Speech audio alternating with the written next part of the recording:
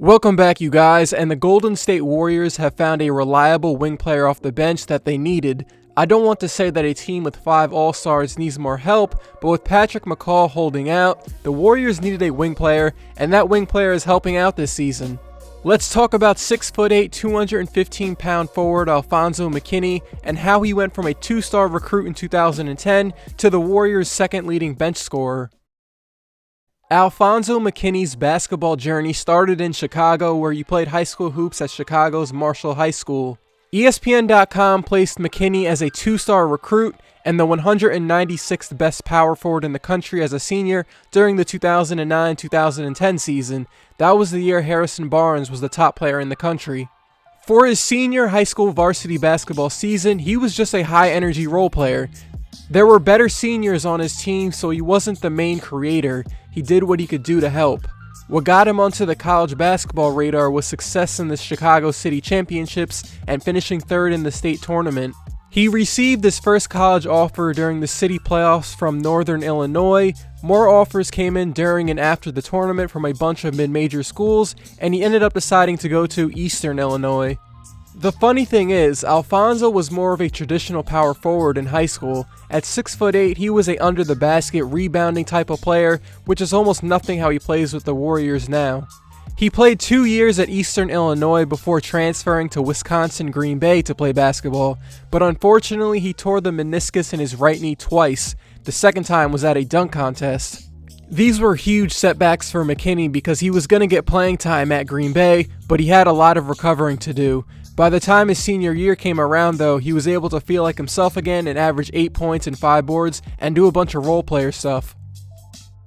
At this point, it's 2015 and he wants to keep playing hoops somewhere. He ended up playing in Luxembourg, which is a country in Europe right next to France and Germany. It was different for him there. He was the star player and had to lead the team. Remember, Alfonzo was a role player for most of his high school and college career, but he was able to take the scoring lead and put up 26 points per game in that Europe League.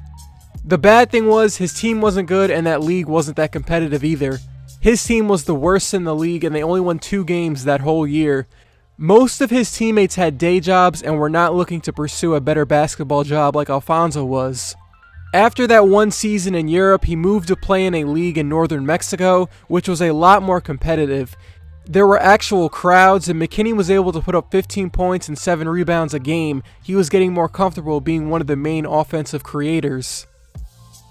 You guys know the story of how Jonathan Simmons paid $150 for a G League Tryout, then was able to make it onto the San Antonio Spurs?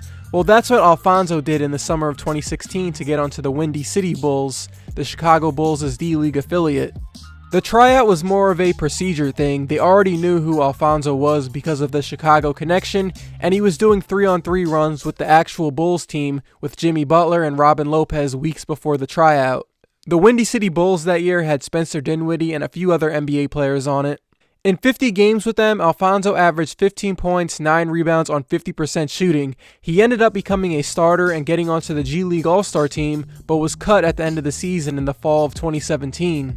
That was fine though, because more and more teams were calling him, and he went to a workout at a bunch of free agent camps. He went to the Jazz, Pacers, Clippers, and Raptors, but it was the Raptors workout that went really well and got him onto the team.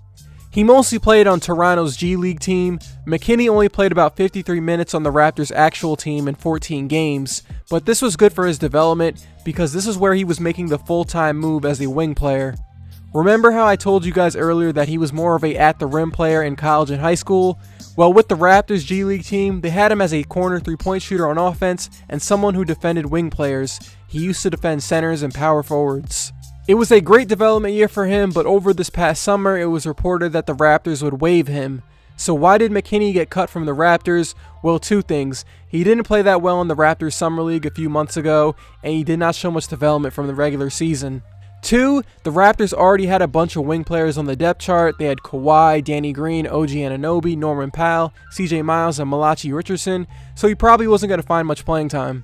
If that was the last time Alfonzo stepped on an NBA court, it would have been a good run for him. Not many people can say they went from 2-star recruit to the NBA. But a few months later, he would get a call from Kent Lacob, who was the son of Golden State Warriors owner Joe Lacob. So how did Alfonzo get onto the Warriors' radar? Well, we just talked about how he was with the Raptors, so he was in the league, but not for long. The Warriors needed wing players off the bench because that was probably their biggest weakness last year. Kent Lakeup let Alfonzo know that they wanted to bring him in to compete for a two-way contract. He had a pretty strong preseason camp with the team and during the games, but he did not feel too good about his chances of making the team because he knows the NBA business. Going into the final preseason game, the Warriors were on a flight to San Jose, and Alfonzo was asked to meet with Steve Kerr and the coaches in the back of the plane. He thought he was getting cut, but he was told that he made the team. One thing that helped McKinnie get on the team is Patrick McCaw, who was on the 2017 and 2018 title teams. McCaw is currently holding out because of his contract situation and not with the team. And with the way Alfonzo is playing right now in the regular season, they may not need Patrick. One of the things that Alfonzo does really well is rebound. He's a pretty bouncy player and can pull down boards. In 15 minutes per game with the Warriors so far, Alfonzo's averaging 7 points, 4 rebounds on 57% shooting. He is one of the more athletic players on the team. He really flies up the court and plays defense. The biggest game he had so far was a 19-point, 10-rebound game in his home city of Chicago about 2 weeks ago. Like I said, the Warriors' backup wing situation wasn't great last year. Andre Iguodala gets hurt a lot and doesn't really pick it up until the playoffs. Omri Caspi was not a fit last year, and Nick Young is more of a standstill shooter than McKinnie. And Patrick McCaw is holding out, so they need depth. Again, I hate to say the Warriors need more help because they don't, but you need athletic guys off the bench that are going to do positive stuff in the regular season. You can say it's easy to play with a bunch of all-stars, but some people might freeze up in that moment and play nervous, but that is not what McKinnie is doing. On this Warriors team, Alfonzo is playing like he's been getting NBA reps since he was 20 years old, and that's what the Warriors need off the bench, guys they can trust during the regular season to fill up minutes. I don't know how much he'll play in a playoff series, but what he is doing right now for the Warriors in the regular season is all they'll need. And that's it for me, man. Alfonzo McKinnie. He has a pretty cool story from having 2 injuries back in college, playing for a bad team in Europe, and then getting minutes on the Golden State Warriors. I hope this one was interesting to listen to.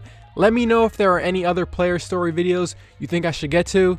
Next video should be on role players that have stepped up this year, so I'll see you guys then.